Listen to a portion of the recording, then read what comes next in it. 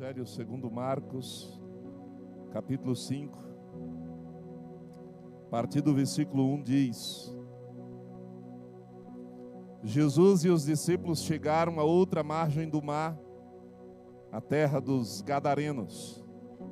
Ao desembarcar, logo um homem possuído de um espírito imundo veio dos túmulos ao encontro de Jesus.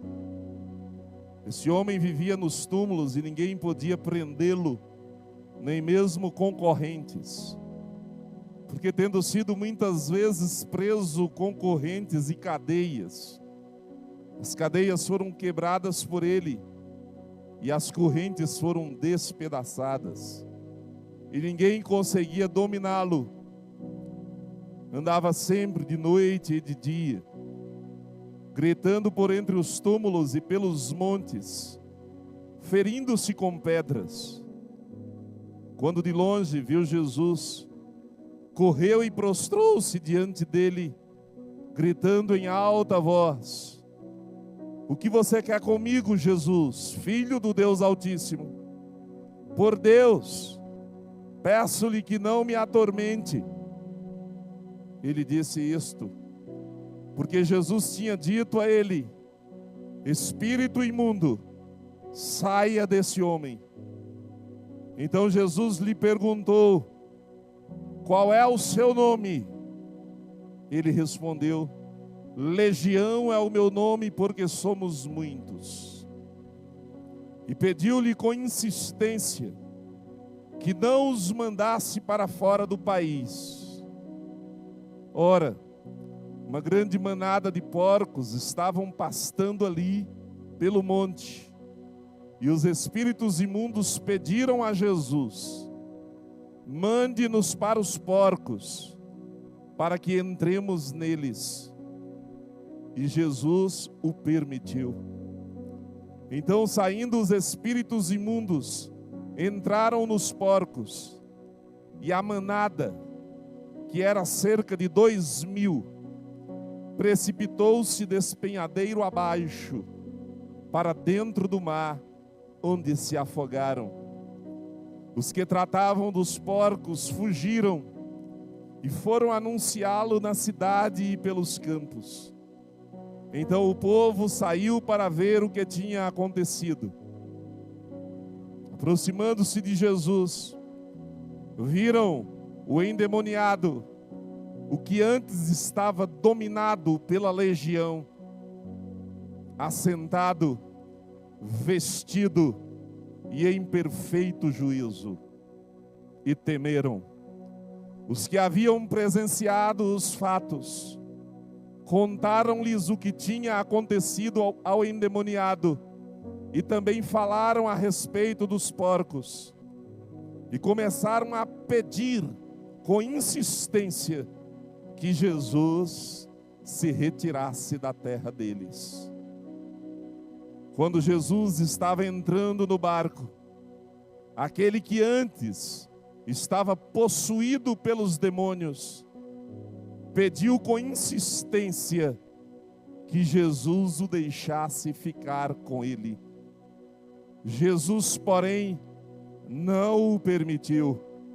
Ao contrário, ordenou-lhe: "Vá para a sua casa, para os seus parentes, e conte-lhes tudo o que o Senhor fez por você e como teve compaixão de você." Então ele foi e começou a proclamar em Decápolis tudo o que Jesus lhe tinha feito, e todos se admiravam. Meus amados irmãos, nós continuamos com as nossas questões, continuamos com as perguntas feitas por Jesus. E você pode perguntar: a pergunta de Jesus nesse texto? Sim. A pergunta de Jesus aqui é: qual é o seu nome? E essa pergunta não é apenas um detalhe no relato de Marcos. Essa é uma pergunta profunda, que expõe uma verdade essencial. E qual verdade é essa, pastor?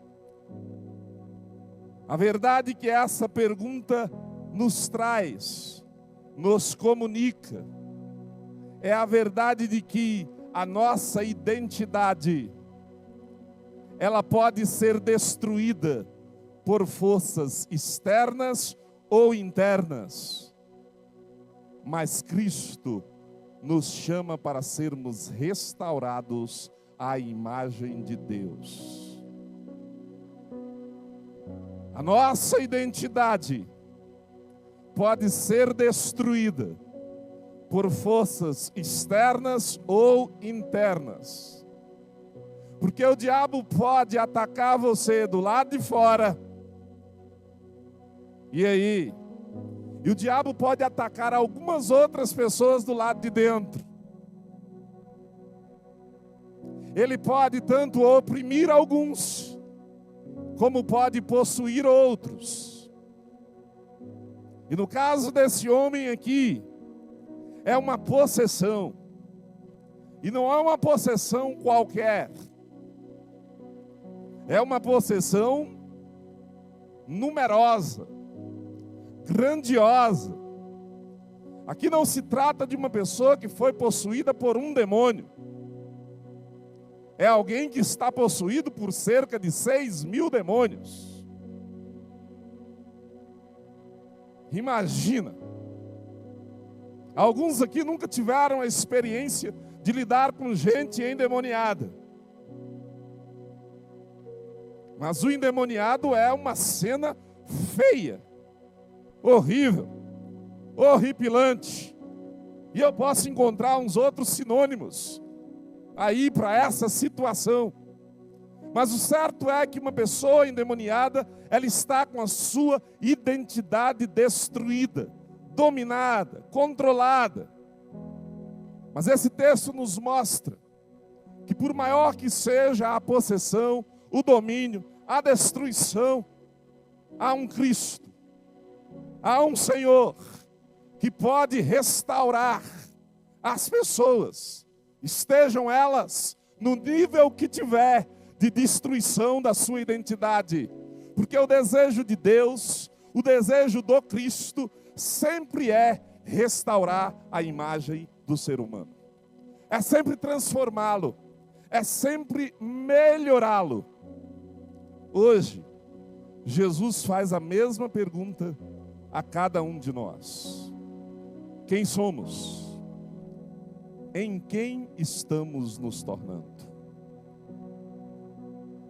Quem somos? Em quem estamos nos tornando? Vamos, a partir desta pergunta de Jesus, descobrir quem é este homem, o que estava acontecendo com ele e o que Jesus fez na vida dele. E isso pode nos ajudar. Isso pode trazer lições preciosas aí para a sua vida. É um texto pesado.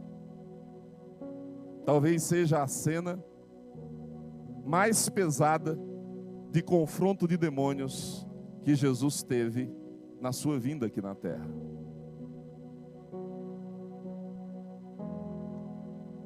De confronto com demônios que Jesus teve aqui na terra. E Jesus veio, 1 João vai dizer que Jesus veio para quê? Para desfazer as obras do diabo. E deixa eu dizer para você que está nos visitando, para você que é crente, o diabo, os seus demônios, não são ficção. Não é história de carochinha. Não é conto da Idade Média. Eles existem. E eles atuam. E eles atuam para matar, roubar e destruir. Mas nós podemos nos alegrar no Senhor e dar glórias a Deus, porque Jesus veio para desfazer as obras do diabo. E eu gostaria que você prestasse atenção porque a gente vai girar em torno dessa pergunta. Tem outras formas de interpretar esse texto, mas como eu estou pregando sobre as perguntas de Cristo, eu preciso caminhar nelas e trazer descobertas para você, para todos nós aqui. Primeiro, Jesus pergunta para revelar o caos. Jesus pergunta àquele homem qual é o seu nome, para revelar a identidade destruída daquele homem. E o texto da palavra do Senhor, dos versículos 1 ao 5, vai descrever quem é este homem. O texto diz que no versículo 2, ao desembarcar, logo um homem possuído de espírito imundo veio dos túmulos ao encontro de Jesus. A Bíblia diz que esse homem vivia nos túmulos. Esse homem vivia no cemitério. A Bíblia diz que ninguém conseguia prendê-lo, nem mesmo concorrentes. A palavra do Senhor diz que ele foi preso com cadeias, foi muitas vezes preso com correntes e cadeias, e as cadeias foram quebradas por eles, e as correntes foram despedaçadas, e ninguém conseguia dominá-lo. Ele andava sempre de noite e de dia, gritando por entre os túmulos, dentro do cemitério, em todo o tempo. E ele subia os montes daquela região, e ele se feria com pedras.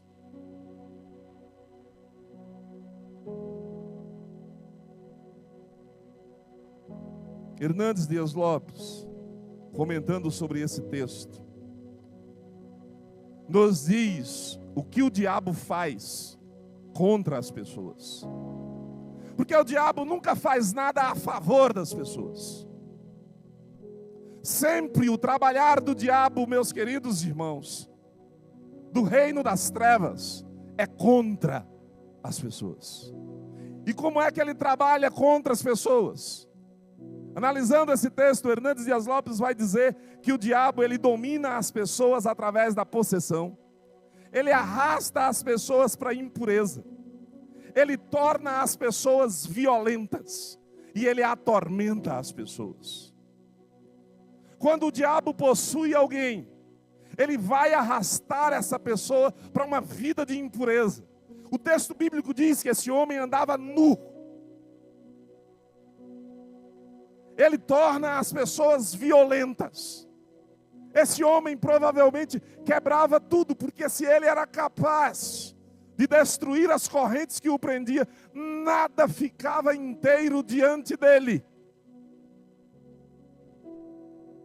Mas o diabo também atormenta as pessoas.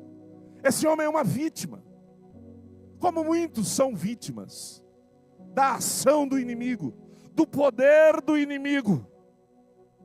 Aquele gadareno estava perturbado mentalmente. Porque se tem uma coisa que o inimigo faz, ou com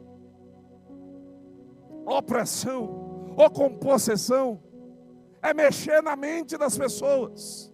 Geralmente pessoas que estão possessas, elas não têm a mente equilibrada, elas não têm uma mente racional, elas não falam coisa com coisa. O gadareno estava perturbado mentalmente. Ele andava sempre à noite e de dia, gritando entre os sepulcros. Mas eu quero destacar um fato aqui, que é muito importante. Que aquele homem possuído pelos demônios, ele vivia em total desumanização. Porque esse é o projeto do diabo e dos seus asseclas, do diabo e dos seus demônios. Qual é o projeto do diabo para com a vida das pessoas? Inclusive, meu querido, não pense que você está livre. Porque o inimigo vai atacar você para desumanizar você. Quando Deus mandou Jesus ao mundo, foi para que Jesus nos mostrasse como é ser um humano perfeito. Como é viver a verdadeira humanidade. Qual é o projeto de Deus para você que é gente, você que é pessoa, você que foi criado à imagem e semelhança de Deus. O projeto do diabo é desumanizar os seres humanos. E eu quero citar apenas 3 aspectos da desumanização que acontece quando o diabo controla a vida de alguém. O primeiro aspecto é o isolamento. Deus não nos criou para o isolamento. Deus não nos criou para vivermos sozinhos. Deus não nos criou para viver entre os mortos. Deus nos criou para viver entre os vivos. Deus não criou você para viver isolado. Esse homem vivia entre os mortos, simbolizando aqui a sua desconexão com Deus e a sua desconexão com a comunidade, com os outros seres humanos. Deus lhe criou para 2 tipos de conexão. Primeiro, você precisa ter conexão com Deus e você também precisa ter conexão com as outras pessoas. Amém, irmão? Você foi criado para isso. Você não foi criado para viver isolado. Às vezes não precisa nem de possessão. Uma opressãozinha às vezes desconecta as pessoas de Deus e dos outros. A depressão faz isso, não faz? A primeira coisa que a pessoa que está com depressão tem, ela quer ficar isolada. E o diabo se aproveita disso e vai isolando-a, e vai isolando-a, e vai deixando-a distante, longe. E essa pessoa vai se entristecendo, e essa pessoa vai se desumanizando. Essa pessoa, geralmente, a pessoa que tem alguns tipos de problema, eu não estou dizendo que depressão é diabo, não, irmão. Tem depressão que é doença, mas o inimigo se aproveita quando você se isola. Ele vai trabalhar para você ficar desconectado de Deus e desconectado dos outros.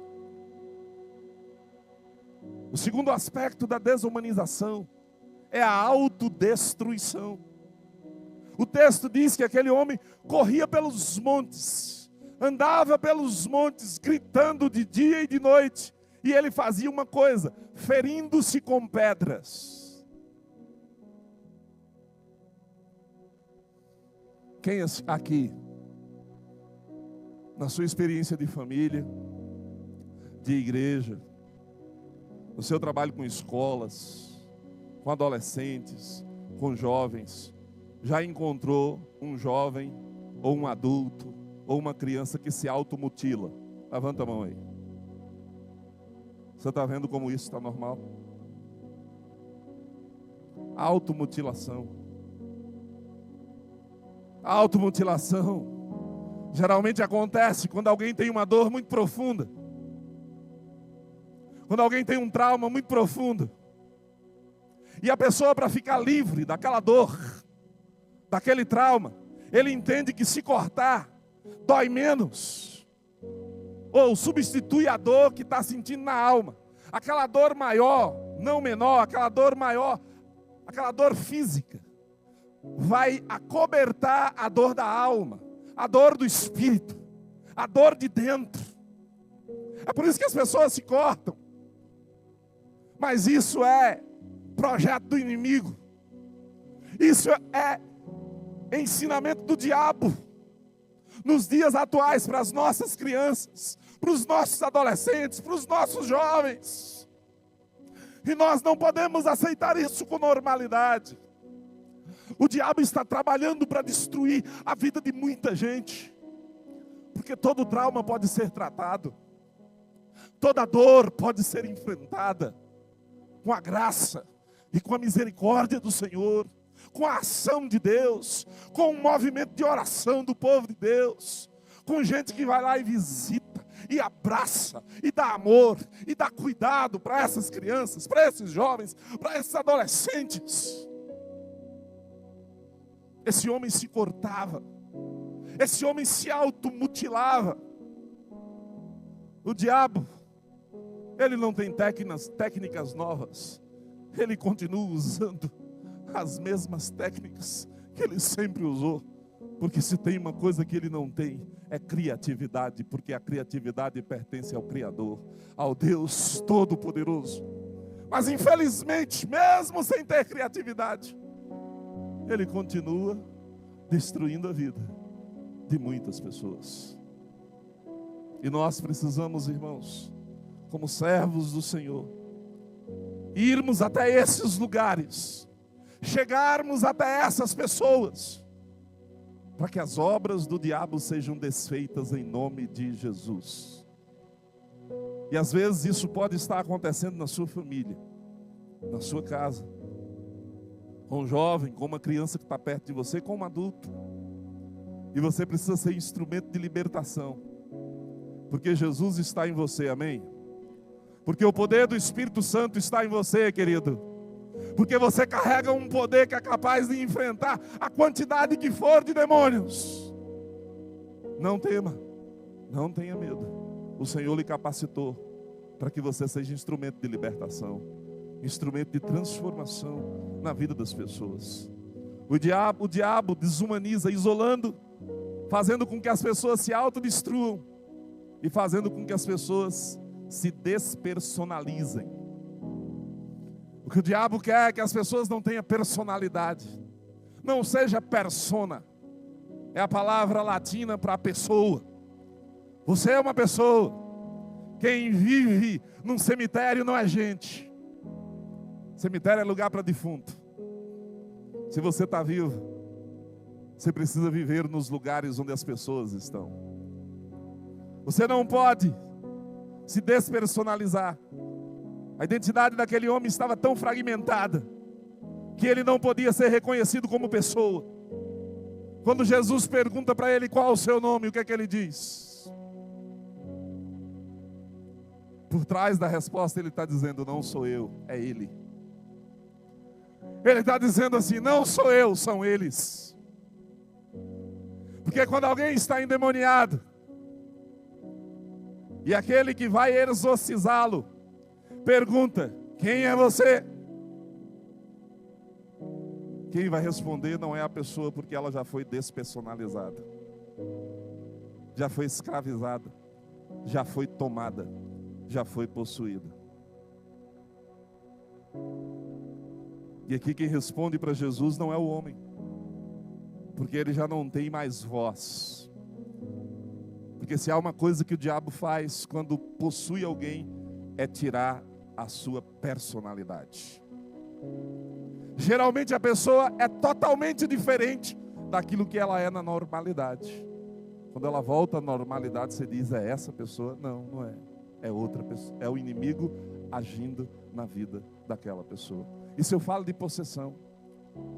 Mas eu também falo sobre a despersonalização que é um plano do diabo para com os seres humanos hoje em dia. Eu já falei isso numa outra mensagem aqui. Tem gente que está querendo ser cachorro. Tem gente querendo se, sabe, dizendo, não, eu não sou gente, eu sou um bicho, eu sou isso, eu sou aquilo outro. O projeto do inimigo é tirar de você a consciência de que você é imagem e semelhança de Deus. Amém, irmão? Diz para quem está do seu lado aí, você é imagem e semelhança de Deus. Você é a coroa da criação. Você é o que há de mais extraordinário que Deus criou. Não tem nada mais extraordinário do que o ser humano. Passe você por o que passar, enfrente você o que enfrentar.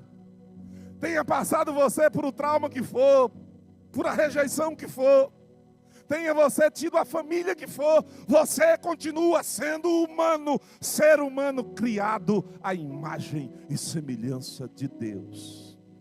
E não deixe que ninguém diga o contrário, nem mesmo o diabo e os seus asseclas.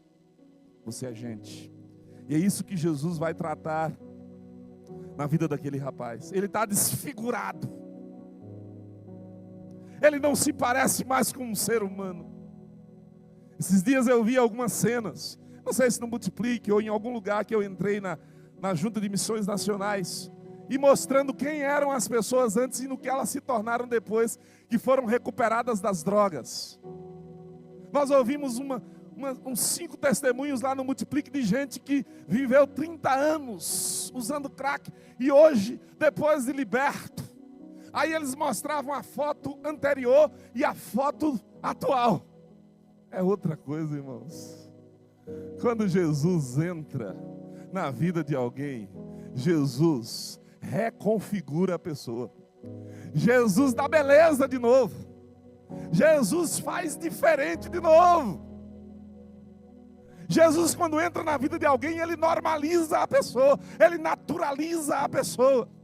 Não dá para aceitar Jesus entrar na vida de alguém e a pessoa ficar esquisitona. Não fica não, irmão. Porque quando vem para Jesus, Jesus vai, sabe, melhorando você. Você vai ficando mais bonito, você vai ficando mais leve. As suas roupas, quem diz o que você vai vestir é Jesus. Jesus vai naturalizando você, vai tornando você um ser humano melhor. Tanto do ponto de vista externo, como do ponto de vista interno. Porque as mudanças que Jesus faz, Ele faz para recuperar a sua identidade. Para mostrar que você é gente do bem. Gente que vive para a glória dEle, para o louvor dEle. Para ser admirado por outros. Para ser exemplo, para ser referência. Pastor, isso aconteceu na vida desse rapaz. Daqui a pouco a gente chega lá. Eu quero fazer uma aplicação prática para você nessa noite. Quem está roubando sua verdadeira identidade? São seus medos, suas culpas, suas feridas do passado. Quando alguém vive longe de Cristo, a sua identidade é substituída pelo caos, pela destruição. Mas se você está disposto a vir para Jesus, Jesus está disposto a te restaurar, a mudar tudo em você. Você precisa querer. Você precisa desejar que Jesus faça as transformações em você. Segundo, Jesus pergunta para confrontar. Qual é o seu nome? Porque Jesus sabe que ali tem um adversário. Não. São 6.000.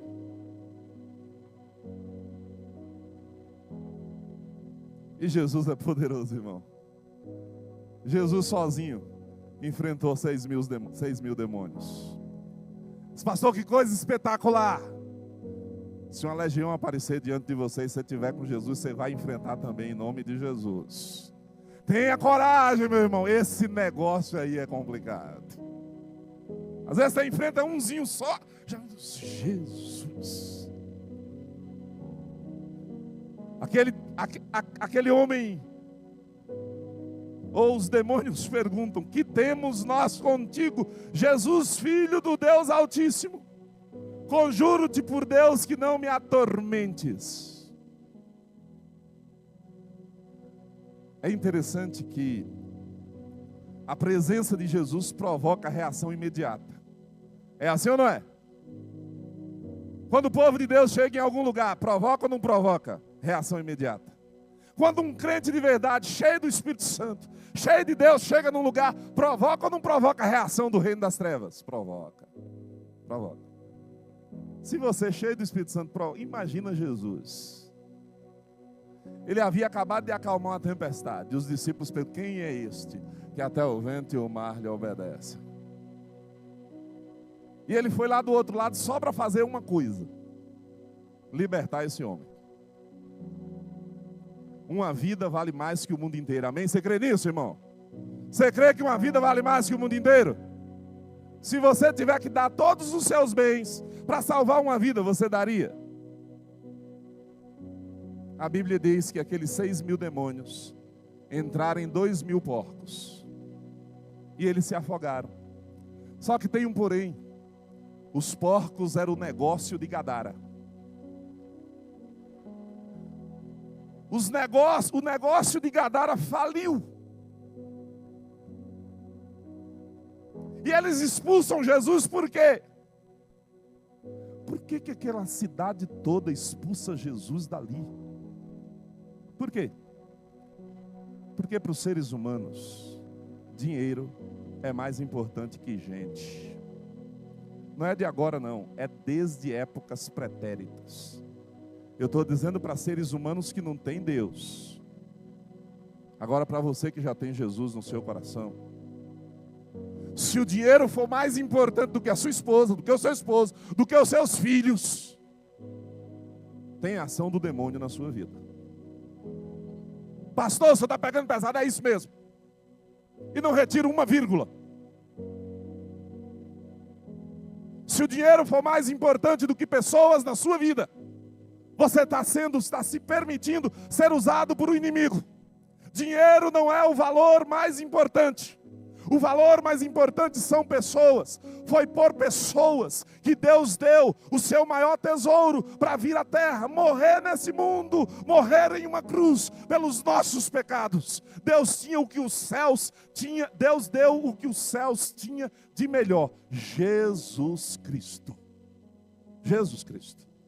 Por mim e por você. E nós não valíamos muito. Na valoração divina. Se Deus fosse olhar lá e dizer assim, vou ver quanto é que vale. O texto bíblico diz que não tinha um justo sequer. Não tinha um bom sequer. Não tinha ninguém que fizesse coisas boas. Esses dias eu cheguei num lugar e eu fiquei zangado, meus irmãos.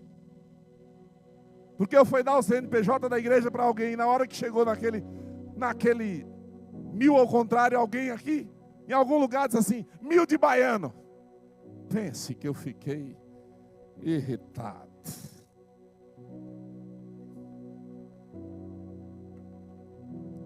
Eu disse, por que 1000 de baiano, rapaz? É porque o zero está à esquerda. E zero à esquerda não tem valor. Ele quis dizer que baiano não tem valor. E eu não saí dali bom não. Eu digo, eu sei que em São Paulo tem gente de valor e são todos valiosos, no sul, em Curitiba, mas aqui na Bahia nós também temos valor. Todos nós somos valiosos para Deus. Ninguém é zero à esquerda para Deus. Porque Deus deu o seu Filho por nós. Nós somos valiosos e somos preciosos para Ele. Jesus pergunta para confrontar. Ele quer aquela exposição do caos. Ele quer que o homem diga, olha, a minha vida está uma bagunça. Eu estou destruído. A resposta à pergunta de Jesus revela o nome legião. E o que é uma legião? Eu já disse a você, mas deixa eu repetir aqui, rapidinho. Eu não consegui gravar tudo que eu estudei. Eu anotei aqui, uma legião. Havia dentro daquele homem uma legião de demônios.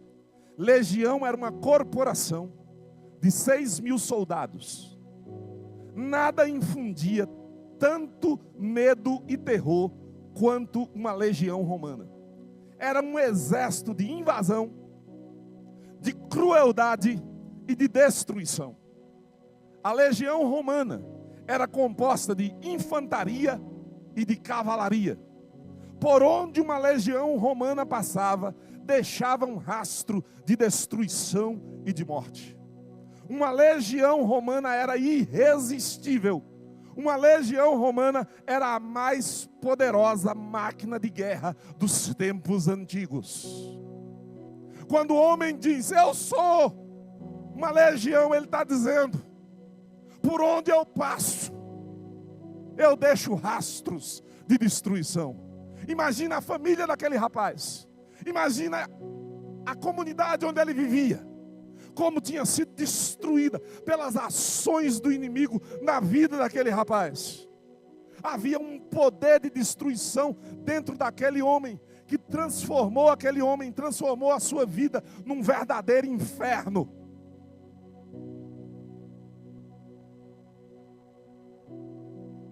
Aquele homem faz uma declaração da verdade. E aí a pergunta de Jesus confronta a mentira de Satanás e traz à tona o que está escondido. Porque, meus irmãos, quando Jesus pergunta, qual é o seu nome? E aqui eu quero perguntar, quem aqui gosta do seu nome? Levanta a mão. Você gosta do seu nome? Levanta a mão, quem gosta do seu nome. Se você ainda não aprendeu a gostar, você tem que gostar do seu nome. Ele é muito especial. Os seus pais colocaram esse nome em você com alegria, com satisfação. E você precisa encontrar sentido nele. Porque mesmo que o seu pai tenha sido uma pessoa ignorante do ponto de vista bíblico, religioso, fez isso com carinho, fez isso com amor. E o que é que você precisa fazer? Se isso lhe traz uma lembrança negativa, se isso lhe traz algo ruim, ressignifica isso aos pés da cruz. Se você não gosta dele, vai lá e diz assim: Senhor, eu não gosto desse nome aqui. Eu nunca tive problemas com o meu nome. Toda vez que um João se apresenta para mim, eu digo para ele: que nome lindo, né? Que nome maravilhoso. Eu tenho um colega que é inclusive presidente da convenção, que o nome dele é Erivaldo. É difícil encontrar um Erivaldo. Mas só na nossa convenção que eu me lembro são 3. De vez em quando eu encontro os 3 juntos ali, conversando, porque eles gostam de um tá pronunciando o nome do outro, porque os nomes são meio que assim, não é tão normal. Aqui, o nome desse homem não é um nome normal. A gente não vai saber o nome dele na história. Mas nós precisamos entender que Jesus traz à tona aquela possessão e Jesus expulsa aquele demônio. O texto diz: pediu-lhe com insistência que não os mandasse para fora do país. Eu entendo que esses demônios eram territoriais. Eles comandavam aquela região ali: não nos mande para fora daqui. Aí o texto diz: ora, uma grande manada de porcos estavam pastando ali pelo monte, e os espíritos imundos pediram a Jesus: mande-nos para os porcos, para que entremos nele. E aí o texto diz: e Jesus permitiu. Diz: pastor, explique isso para a gente. Eu vou complicar mais ainda, não vou explicar. Como assim, pastor? Porque o homem, depois de ser liberto, ele diz para Jesus: me deixa aí contigo. Aí o texto diz: Jesus não permitiu. É a mesma frase que é usada. Aí você diz assim: como é que o senhor explica? Soberania de Cristo. Jesus faz o que quer e não precisa lhe dar explicação. Jesus faz o que Ele quer e não precisa nos explicar por que que Ele está fazendo isso. Porque muitas vezes a gente estuda a Bíblia assim: por que isso? Por que aquilo? Procure estudar a Bíblia perguntando: por que que isso é aplicável à minha vida? Claro que Jesus quer mexer na economia da cidade. Jesus quer descobrir qual é o valor que aquelas pessoas dão para aquele homem. Porque a sociedade não mudou, irmãos. A sociedade valoriza gente limpinha, gente certinha, gente bonitinha. Mas a sociedade não valoriza endemoniado e não quer nem conta com endemoniado. Gente como esse homem, muitas vezes era colocado há tempos, não lá no tempo de Jesus, mas quantas vezes endemoniados foram colocados em sanatórios como se fossem loucos. Essas pessoas são humanas. E eu quero dizer aqui para você: se você tem gente na sua família com problemas, seja de opressão, de possessão, seja gente com problema de tristeza crônica, de ansiedade crônica, de depressão, você tem que pagar o preço de cuidar dessas pessoas, de levar o evangelho para elas, de tratá-las e de muitas vezes dizer para elas que elas estão vivendo identidades falsas e algumas feridas estão controlando essas pessoas. Esse homem era controlado por as suas feridas.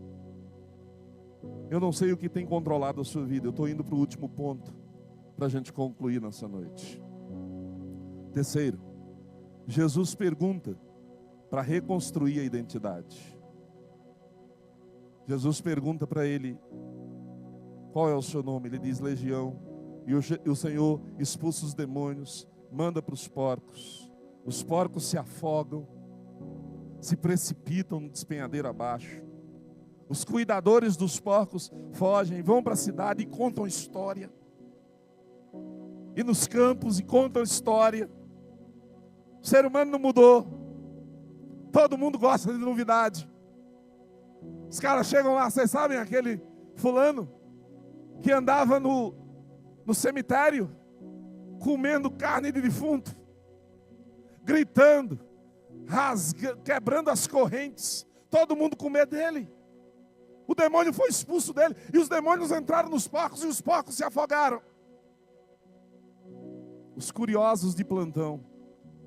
Crente não é curioso. Se uma notícia dessa chegasse aqui, a gente não ia lá ver. Todo mundo saiu para ver o que tinha acontecido. E quando aquelas pessoas chegaram àquele lugar, o texto diz, aproximando-se de Jesus, viram o endemoniado. E o texto faz questão de dizer que é o ex-endemoniado. Viram o endemoniado, o que antes estava dominado pela legião, o ex-endemoniado. Porque quando Jesus liberta, não é mais endemoniado, é ex-endemoniado. Ex-endemoniado. Viram o ex-endemoniado. O que ele estava? Como é que ele estava? Assentado, vestido e em perfeito juízo. Essas 3 palavras aí, meu irmão, elas são muito poderosas. Ele estava sentado, vestido e em perfeito juízo. Alguém que nunca tinha, sabe, durante anos e anos não tinha experimentado isso. Ele agora está numa posição restaurada, sentadinho, quietinho, sossegadinho.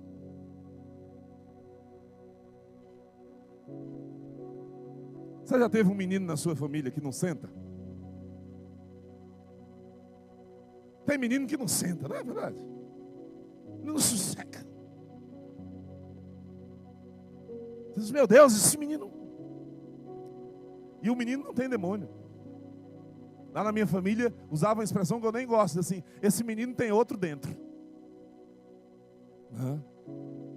Mas esse rapaz aqui, não tinha um só dentro. Tinha 6.000 dentro. Imagina a dificuldade que era para ele. Esse cara não dormia. Esse cara não tinha sossego.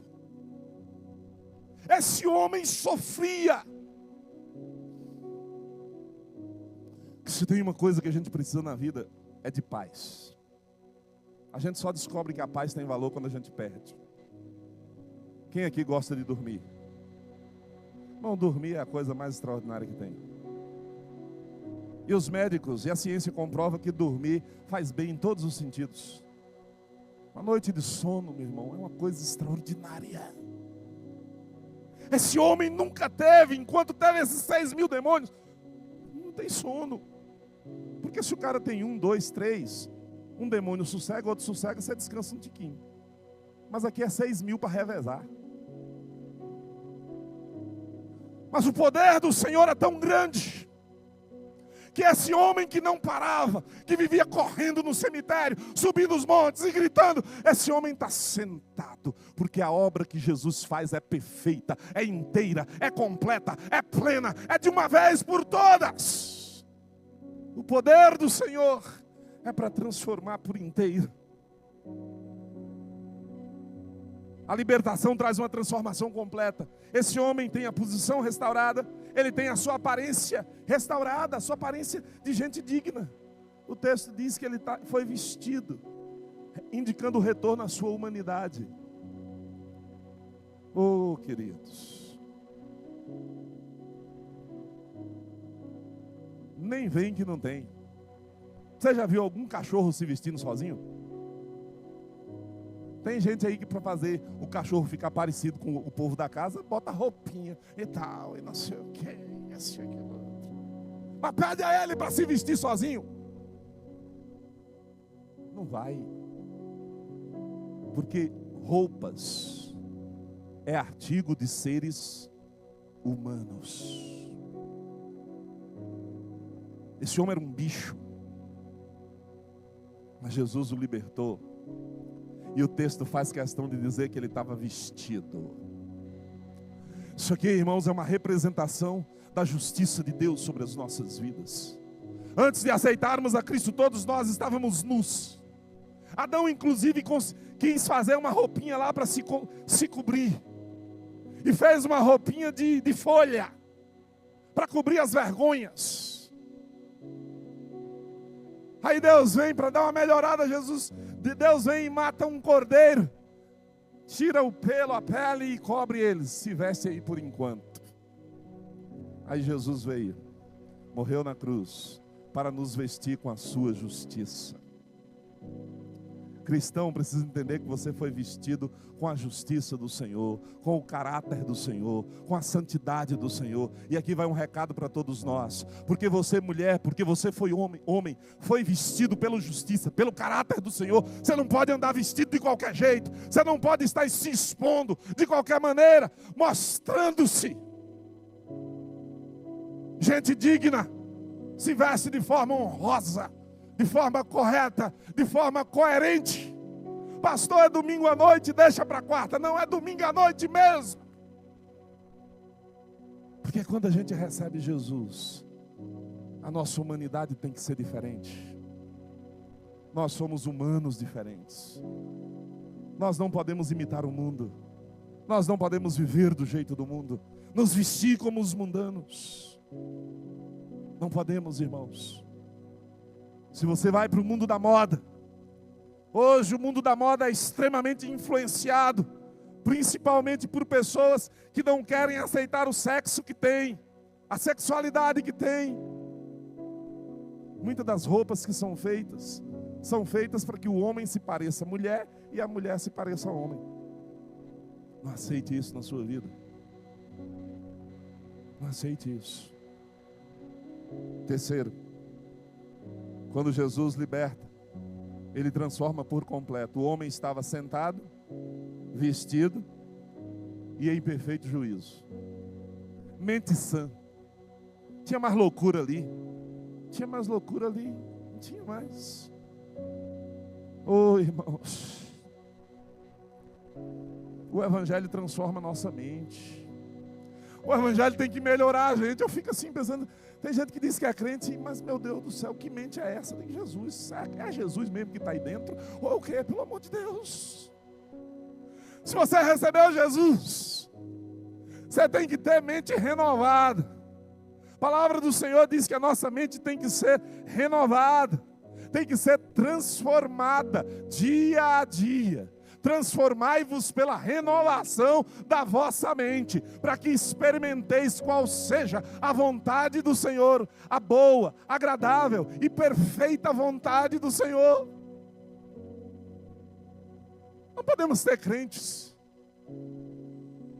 E tem lugar que você vai e diz assim, não, eu recebi Jesus, eu sou doidão. Eu recebi Jesus, eu sou centrado, eu sou equilibrado, eu penso os pensamentos do reino dos céus, eu penso apontado para o céu, voltado para o céu, porque o meu Deus é um Deus que nos equilibra, é um Deus que nos torna pessoas melhores. Ele estava em perfeito juízo, uma restauração completa da identidade espiritual, emocional e mental. Jesus não apenas expulsa os demônios, Ele restaura o homem ao propósito original. E aí, queridos, quando Jesus liberta, Ele dá propósito. Fica de pé aí, por favor. Se você estiver perto de alguém amado e querido, diz assim, o Senhor tem um propósito para a sua vida.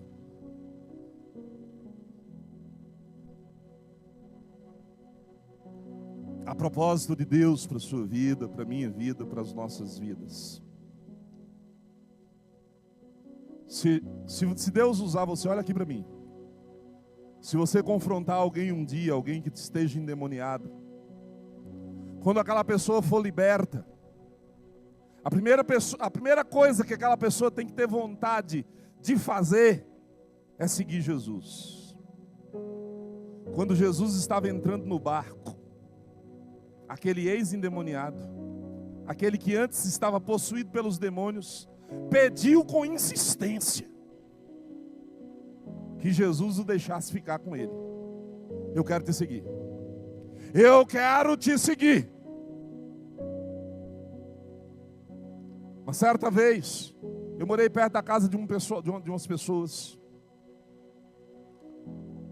E semana após semana, acho que umas 3 ou 4 semanas, o pessoal batia lá na porta de casa, pastor, seu fulano está endemoniado, a gente precisa que o senhor vá lá orar. Eu fui a primeira, o demônio foi embora. Eu fui na segunda vez, deu trabalho. Eu cheguei lá 10 da noite e saí, era quase 1. E aquela luta, e aquela batalha, mas saiu. Na terceira vez demorou mais ainda, o trem ficou. Quando foi na quarta vez, quase de manhã, depois que ele ficou livre do demônio, eu perguntei para ele: seu fulano, o senhor quer aceitar Jesus? Ele disse: nem Jesus, nem a sua religião. Eu chamei a família e disse: não me chame mais. Porque se ele não quer Jesus, eu estou apenas limpando a casa para voltar demônios piores ainda. Porque, meus irmãos, quem é liberto de verdade vai desejar seguir a Jesus. E aquele homem insistentemente quer seguir ao Senhor. Você diz: pastor, o senhor está errado. Então não, a Bíblia diz que eu não devo lançar pérolas aos porcos. Não quer, eu tenho muitos outros que querem, vamos para os outros. Para quem deseja, para quem quer libertação de verdade. Aquele homem, Jesus não o permite. E aí Jesus dá uma ordem para ele, que é o primeiro propósito. O primeiro propósito é seguir Jesus depois de liberto. O segundo propósito é o propósito de testemunhar. E testemunhar para quem? Para os de longe? Não, para os de perto. Jesus diz para ele assim: volta para sua casa, para os seus parentes, e conte tudo o que o Senhor fez por você, e como o Senhor teve compaixão de você. Quem aqui já foi liberto pelo Senhor, levanta a mão. A sua missão primeira é na sua família, é dentro da sua casa. Fale de Jesus para os seus. Anuncie Jesus para os seus. Anuncie a compaixão do Senhor para os seus. Ganhe a sua família para Cristo. Fale, testemunhe, anuncie, diga o que o Senhor fez na sua vida. Deixe as pessoas verem. Esse homem não precisava nem abrir a boca. Ele era um testemunho vivo. Um homem que foi possuído por 6 demônios, agora está mansinho, juiz no lugar, bem vestido. Era só ele andar por dentro de casa. Porque quando ele corria dentro de casa, quebrava tudo. Morava no cemitério. E o testemunho dele foi tão forte, que aí vem o terceiro propósito. Deus lhe criou com o propósito de impactar, de ir além. Deus quer que você comece com a sua família, mas Ele quer que você vá mais longe. Mas primeiro tem que começar em casa. Não deixa a retaguarda descoberta. Começa em casa, depois vai para lá, vai longe. Ou então vá ao mesmo tempo. Porque o texto diz, Jesus diz: vai para a sua casa, para os seus parentes, conte. Então ele foi e começou a proclamar em Decápolis. Palavra grega, 2 palavras gregas: deca e polis. Deca, 10, polis, cidade. Aquele homem não anunciou somente na sua casa, ele impactou 10 cidades. 10 cidades. Mas por que que ele teve esse impacto? O seu testemunho é do tamanho da sua libertação. Esse homem era conhecido como um endemoniado nessas 10 cidades. Agora ele volta como alguém liberto e diz: o Senhor Jesus me libertou. Ele andava por aquelas cidades dizendo: aqui estou eu. Você pode ser mudado também. Você pode ser transformado também. Meu irmão, use a sua vida para a glória de Deus. Mesmo que não seja em 10 cidades, que seja em Luiz Eduardo Magalhães, que o Senhor te use para impactar a sua família, e para impactar esta cidade, e para impactar gerações. Não sossegue. Não sossegue. Faça o que precisa ser feito.